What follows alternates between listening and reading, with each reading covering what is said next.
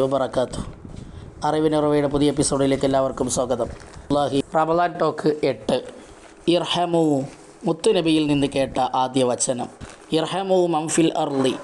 ഇന്ത്യയിൽ ജീവിച്ചിരിക്കുന്ന പഴയ ഹദീസ് പണ്ഡിതൻ കാന്തപുരം ഉസ്താദിൻ്റെ മുന്നിൽ 1000-ഓളം വരുന്ന ബിരുദാനന്തര പണ്ഡിതന്മാരാണ് ഇരിക്കുന്നത്.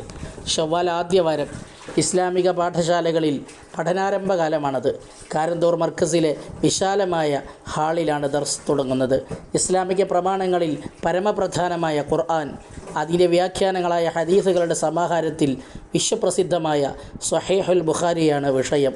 60 വർഷമായി ഈ പതിവ് തെറ്റാറില്ല. ആദ്യ ദിനം ഗുരുപരമ്പരകളിലൂടെയുള്ള ഓർമ്മകൾക്ക് ശേഷം ഉസ്താദ് തൻ്റെ ഗുരുവിൽ നിന്ന് ആദ്യം കേട്ടതും അവിടുന്ന് അങ്ങോട്ട് പ്രവാചകർ വരെ മുഴുവൻ ഗുരുവര്യരും ആദ്യം കേട്ടതുമായ വചനമാണ് പഠിപ്പിക്കുന്നത്. ഇർഹമു മംഫിൽ അർളി യർഹംകും മംഫിസ് സമാ. എന്താണ് പറയുന്നത് എന്ന് മനസ്സിലായോ? ഭൂമിയിലുള്ളവരോട് കരുണ ചെയ്താൽ മാത്രമേ ആകാശാധിപൻ കൂടിയായ അള്ളാഹു നിങ്ങളോട് കാരുണ്യം ചെയ്യുകയുള്ളൂ എന്ന് എൻ്റെ ഉസ്താദ് ആദ്യമായി എന്നെ പഠിപ്പിച്ചത്. എന്നിൽ നിന്ന് നബി തങ്ങൾ വരെയുള്ള മുഴുവൻ ഉസ്താദുമാരും ആദ്യമായി ശിഷ്യരെ പഠിപ്പിച്ച വാക്യം ഇതാണ്. എത്ര വിശാലമായ ആശയമാണിത്!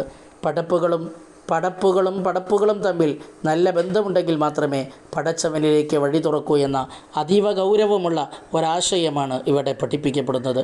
പടച്ചവനുമായി അടുപ്പത്തിലാവലാണ് ജീവിതത്തിലെ വലിയ ആനന്ദമെങ്കിൽ ആ അടുപ്പത്തിനുള്ള കവാടം പടപ്പുകൾ തന്നെയാണ്. ചരിത്ര നാൾ വഴികളിൽ നമ്മൾ കാണുന്ന സച്ചരിതരായ മഹാത്മാക്കൾ മുഴുവനും പടപ്പുകളോട് കാണിച്ച കാരുണ്യമായിരുന്നു അവരെ ഉന്നതങ്ങളിൽ എത്തിച്ചത്.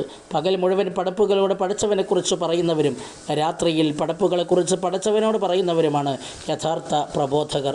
ഗുരുപരമ്പരകൾ മുഴുവനും ഇർഹമു എന്ന ഹദീസ് കേട്ടാൽ റഹ്മത്തുല്ലിൽ ആലമീനായ മുത്തുനബിയിൽ എന്നാണെന്നതും അള്ളാഹുവിൻ്റെ കാരുണ്യം ലഭിക്കാൻ ഭൂമിയിലുള്ളവരോട് കരുണ ചെയ്യലാണെന്നതും മനസ്സിലാക്കിയാൽ മതി ഇസ്ലാം കാരുണ്യ മേഖലയ്ക്ക് നൽകിയ പ്രാധാന്യം ഉൾക്കൊള്ളാൻ. ഇസ്ലാമിൽ ഗുരുപരമ്പരകൾക്ക് വലിയ സ്ഥാനമുള്ളതുപോലെ ആ ഗുരുവിൽ നിന്ന് പ്രസരിപ്പിക്കപ്പെടുന്ന ആശയങ്ങൾക്കും നല്ല പ്രാധാന്യമുണ്ട്. ഗുരുമുഖത്ത് നിന്ന് പഠിക്കാൻ മാത്രമല്ല, ആ ഗുരു എങ്ങനെ എപ്പോൾ തുടങ്ങിയ നിശ്ചലനങ്ങളിൽ പോലും മാതൃകകളുണ്ടായിരുന്നു. അതുകൊണ്ട് തന്നെ അവർ എന്തിനൊക്കെ ആദ്യം പറഞ്ഞു അവസാനം പറഞ്ഞു എന്നതുൾപ്പെടെ എല്ലാറ്റിനും അതിൻ്റേതായ പ്രാധാന്യം നൽകിയാണ് അറിവ് കൈമാറ്റം ചെയ്യപ്പെട്ടത്.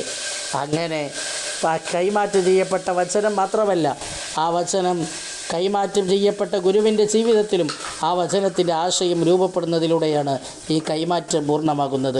വിശുദ്ധ ഖുർആൻ അധ്യായം 3 വചനം 159 പറഞ്ഞതാണ്, അള്ളാഹുവിൻ്റെ മഹത്തായ കാരുണ്യമാണ് നബിയെ തങ്ങളുടെ ഹൃദയം ലോലമായി മനുഷ്യരെ അടുപ്പിക്കാൻ കഴിഞ്ഞത്.